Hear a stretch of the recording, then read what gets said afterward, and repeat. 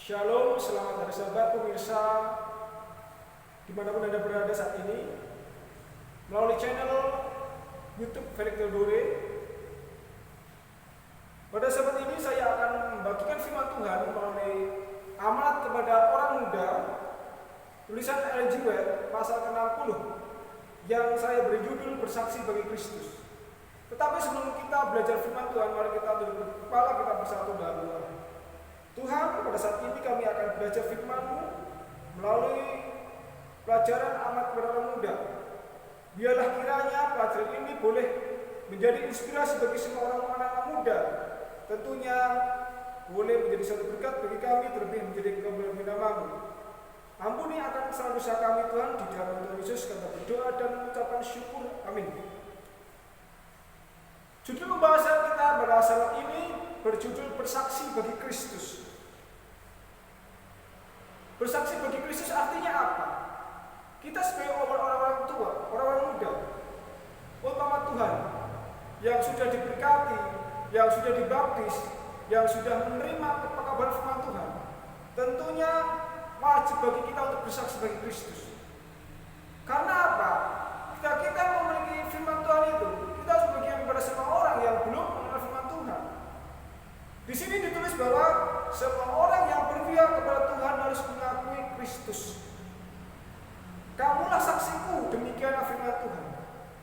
Iman orang percaya sejati akan dinyatakan dalam kemuliaan dan kesucian karakter. Iman bekerja oleh kasih dan memurnikan jiwa. Dan dengan iman akan ada penurutan mengikuti perkataan Kristus dengan setia. Kekristenan selalu sangat praktis, beradaptasi pada setiap suasana kehidupan. Kamulah saksiku. Kepada siapa kita bersaksi?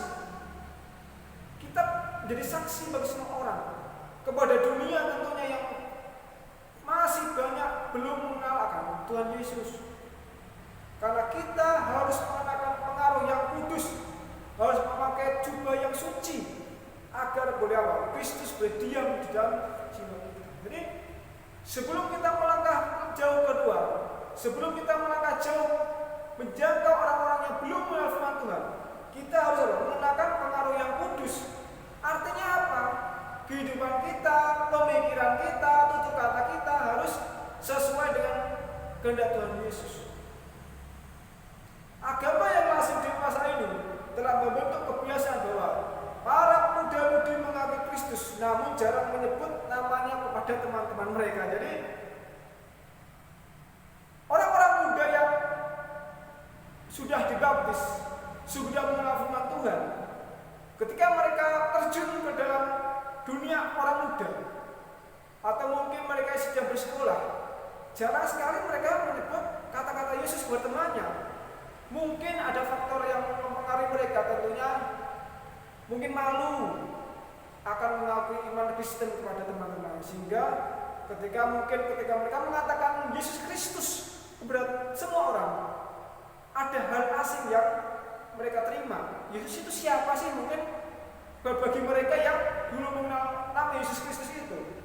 Tetapi anggaplah bahwa sebagai orang Kristen praktis kita harus mengubah kebiasaan ini dan menyatakan pujian kepada Dia yang telah memanggil kita keluar dari kegelapan menuju terangnya yang ajaib. Jadi ini menjadi satu kebiasaan bagi kita sebagai orang-orang muda.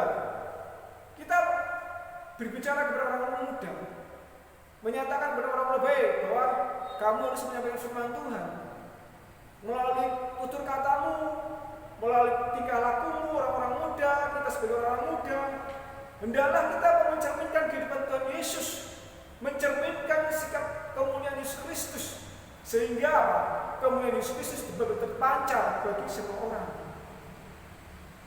Kita tidak dapat diam saja. Jika kita dalam temukan Yesus Kristus, kita akan menjadi misionaris sejati.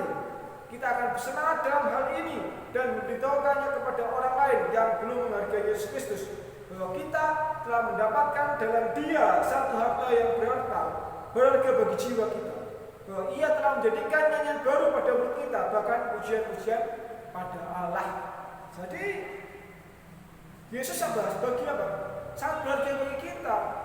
Kita harus memuliakan nama Tuhan, memuji nama Tuhan di dalam segala pergaulan orang-orang muda, jangan sampai kita malu sebagai orang Kristen kepada teman-teman semua. Tentu harus kita nyatakan kemuliaan Tuhan Yesus kepada semua orang.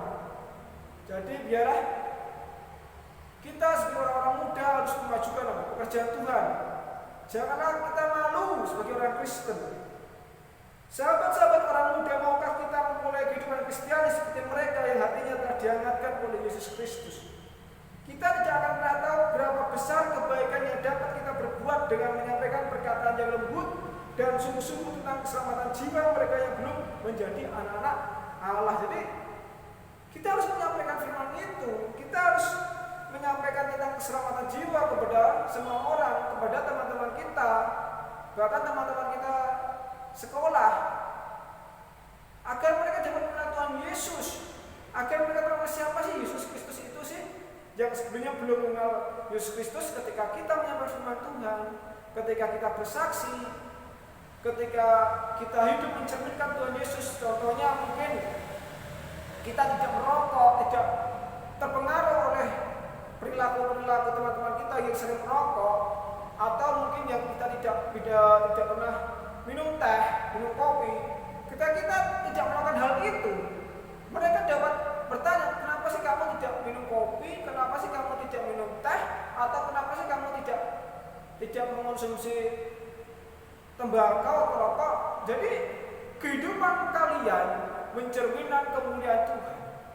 Jadi adalah kita menjaga kehidupan kita, menjaga iman kita dari pengaruh jahat, dari pengaruh-pengaruh luar yang dapat menjauhkan kehidupan Tuhan kita kepada kehidupan kita.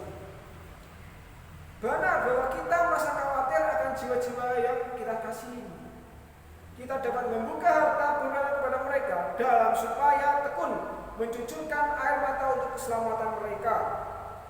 Namun sudahkah kita berpikir dengan sungguh-sungguh bahwa mungkin kesalahan terletak pada kita sendiri? Apakah kita sudah pikirkan bahwa kita sudah membongkar dengan satu tangan apa yang dibangun oleh tangan yang lain dengan penuh pergumulan?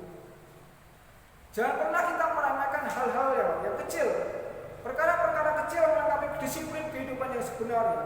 Hal-hal itulah yang melatih jiwa agar dapat bertumbuh jadi serupa dengan Kristus, dan atau sebaliknya kita menjadi seperti si jahat. Jadi pencerminan kehidupan kita adalah menjadi kemuliaan nama Tuhan.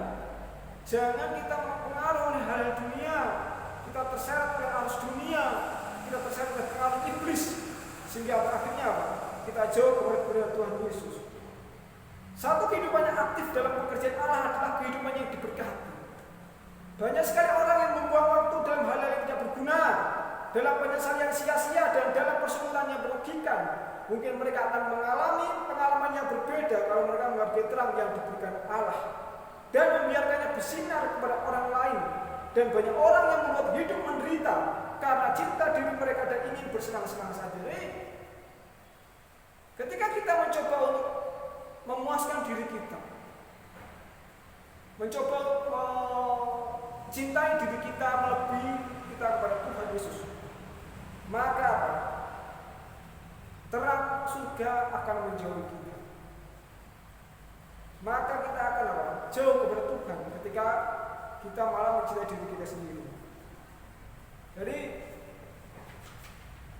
pelajaran yang berharga bagi kita bahwa bagaimana sebagai umat Tuhan, hendaklah kita harus bersaksi, tell to the world, bahwa kita bagikan kepada orang semua dunia, kabar keselamatan kepada dunia, sehingga dengan begitu banyak jiwa-jiwa yang diselamatkan, banyak umat-umat Tuhan yang diselamatkan oleh karena mereka mendengar apa yang kita katakan, mendengar apa yang kita sampaikan, yaitu firman Tuhan. Kiranya pada saat ini pelajaran amanat kepada orang muda pada saat ini tentang bersaksi bagi Kristus boleh menjadi inspirasi kita untuk selalu bekerjasama dengan Tuhan, bersaksi kepada semua orang tentang kebaikan Tuhan Yesus. Demikian kiranya Tuhan Yesus memberkati. Amin.